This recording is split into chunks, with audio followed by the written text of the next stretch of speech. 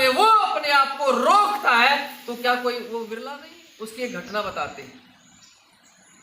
एक बार एक राजा, इंद्रियों का प्रशासन कैसे किया जाए, ब्रह्मचर्य पालन कैसे हो, कैसे इंद्रियां वश में आए, इसके बारे में हमारे एक नहीं दो नहीं बल है।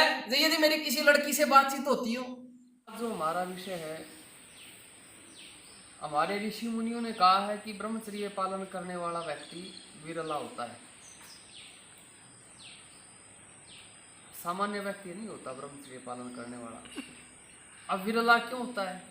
क्या ऐसी बात है ब्रह्मचर्य में? ऐसी कौन सी तोप हो जाता है ब्रह्मचारी? ऐसा क्या है ब्रह्मचर्य में कि लोग ब्रह्मचर्य पालन नहीं कर पाते? चलो इसको कुछ चीजों से समझते हैं। एक बालक है और वो देखा देखी व्रत रख लेता है। वैसे मैं सामान्य उसमें समझा रहा हूँ, ये इसे सैद्धांतिक दृष्टिकोण से मत देखना। जैसे आजकल बच्चे रखते हैं, मैंने उसका व्रत रख लिया, उसका व्रत रख लिया। उसके घर में कोई व्रत रखने का माहौल नहीं है, मतलब कोई उनके घर वाले बड़े ये रखते हो, मैंने सोमवार का व्रत रख लिया, ऐसा उसके घर में नहीं है। वो देखा देखी बालक रख लेता है। होता क्या है, उसी दिन उनके घर में मिठाई आ जाती है, और मिठाई भी वो आ जाती है जो उसे पसंद है। जैसे यहाँ आपको भी कुछ कुछ मिठाइयाँ पसंद होंगी। इनको काजू कतली पसंद है, अवनीश जी को तो उसकी पसंद की मिठाई आ जाती, लेकिन उसने तो आज उपवास किया हुआ है। आज तो उसका कहता है कि मैं आज तो भोजन नहीं करूंगा। घर वाले कहते हैं अरे कोई बात नहीं, क्योंकि घर में तो माहौल था ही नहीं, अरे खा ले कोई बात नहीं। अभी उसके अंदर से तो इच्छा है खाने की, है ना, क्योंकि उसकी पसंदीदा चीज है, लेकिन ऊपर से उसने उपवास भी किया हुआ है। तो ये दोनों चीजें हो रही हैं, उसकी इच्छा भी हो रही है, उसका उपवास भी है, और उसके पास साधन भी उपलब्ध है, और घर वाले भी कह रहे हैं। सारी चीजें बिल्कुल पूरे उसके सामने हैं। कोई किसी चीज का व्यवधान नहीं है, कोई भी बाधा नहीं है, और जीवा इंद्रिय भी पूरी आकर्षित हो रही है उसकी तरफ। लेकिन वो फिर भी मजबूती करता है और वो मिठाई नहीं खाता है। तो वो विशेष माना जाएगा कि नहीं माना जाएगा? बालक ही तो था, उसने अपनी एक इंद्रिय का आकर्षण छोड़ा है, जीवा इंद्रिय का, एक रस का आकर्षण उसने छोड़ा है। लेकिन जो ब्रह्मचारी होता है, स्त्री और पुरुष का तो ये सृष्टि कर्म है, स्वाभाविक आकर्षण। अब उसके सामने एक ब्रह्मचारी, देखिए उसके सामने विषय उपस्थित है, और एक इंद्रिय नहीं, उसकी स्पर्श इंद्रिय भी कह रही है इसे स्पर्श कर लूं, इसे बाहों में ले लूं, इसे चूम लूं। उसकी चक्षु इंद्रिय भी उसे देखना चाहती है, उसे निहारना चाहती है,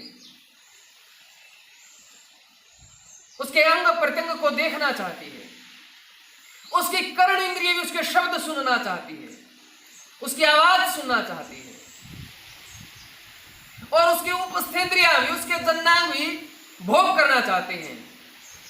अरे जहां पर ज्ञान इंद्रिया, कर्म इंद्रिया सारी इकट्ठी हो रही है, और सामने उसके विषय भी उपलब्ध है, साधन भी उपलब्ध है, ऐसी अवस्था में वो अपने आप को रोकता है तो क्या कोई वो विरला नहीं है? क्या वो सामान्य है जी? वो विरला है, सामान्य नहीं है। वो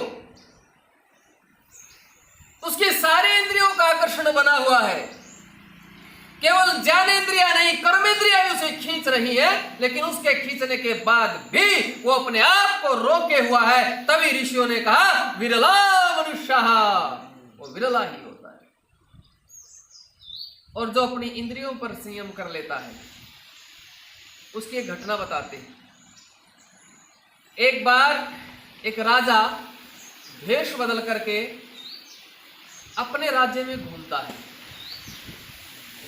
और वो देखना चाहता है मेरे राज्य की कैसी व्यवस्थाएं हैं, कैसा क्या है। राज्य में भेष बदल करके घूम रहा था तो एक व्यक्ति से मिला, और व्यक्ति से पूछा कि आप कौन हैं? तो व्यक्ति ने कहा मैं राजा हूं। तो राजा को बड़ा आश्चर्य हुआ कि राजा तो मैं हूं और ये अपने आप को राजा बता रहा है, मैंने भेष ही तो बदला हुआ है। तो जो वास्तविक राजा था उससे फिर प्रश्न करता है कि कहां शासन करते हो आप? तो व्यक्ति जवाब देता है कि मैं मेरी इंद्रियों के ऊपर शासन करता हूं। जो अपनी इंद्रियों के ऊपर शासन करता है वास्तविकता में राजा वही है। तो इंद्रियों के ऊपर शासन कैसे किया जाए, ब्रह्मचर्य पालन कैसे हो, कैसे इंद्रियां वश में आए, इसके बारे में हमारे एक नहीं दो नहीं तीन ऋषियों ने शास्त्रों में भरी खड़ी बातें कि इंद्रियां वश में कैसे आए, इंद्रियों पर कैसे काबू करें, ये बताई है। और ये बातें आप सबको हमें अगली कक्षा में बताएंगे, ठीक है ना। और ये जो वीडियो देख रहे हैं भाई, अगले रविवार को दिखाएंगे तुम्हें, अगले रविवार को डालेंगे। आज बात आई मेरे कानों में, कोई बात आई, कहा कि एक ने कहा कि आज कौन ब्रह्मचारी रहता है, कौन नैष्ठिक रहता है। तो मैंने छाती ठोक कर कहा कि अग्निदेव नैष्ठिक है भाई। क्यों कहा छाती ठोक है? हमारे चरित्र में बल है। यदि मेरी किसी लड़की से बातचीत होती हो, अब अग्निदेव छाती ठोक कर कह देगा अरे कहीं कोई चैटिंग चूटिंग, आजकल तो सब वो निकला था ना व्हाट्सएप बैक हिस्ट्री या जो भी और भी जो भी XYZ है, पता नहीं किसको क्या पता चले। अच्छा अग्निदेव का कहीं कोई मैटर ही नहीं है, कोई लेना नहीं देना नहीं, बात नहीं, चैटिंग नहीं, सेटिंग नहीं, गर्लफ्रेंड नहीं, कुछ नहीं, तभी आत्मा में बल आएगा। ऐसे थोड़ा आत्मा में बल आ जाएगा। सुच्चा रहना पड़ेगा भाई ब्रह्मचर्य के लिए। तो यदि आप ब्रह्मचारी होंगे तो आपकी अग्नि पास वाले को महसूस होनी चाहिए कि ये ब्रह्मचारी है। यदि आपके अंदर, हमारे अंदर आग हो, सामने वाले को महसूस ही नहीं है, इसका मतलब वहां आग नहीं, फिर कोई चिंगारी है, वो दबी पड़ी है। तो हमने चिंगारी नहीं अंगारे बनना है कि सामने वाले को सब वासनाएं जल जाए, सामने वाले की भी। ऐसा हमारा प्रताप हो। और ऐसा प्रताप तभी होगा जब हमारा जीवन जैसा हम दिखा रहे हैं वैसा ही जीवन हम जिएंगे। और परमात्मा तो सब जानता भाई, ठीक है ना। तो बहुत धन्यवाद है।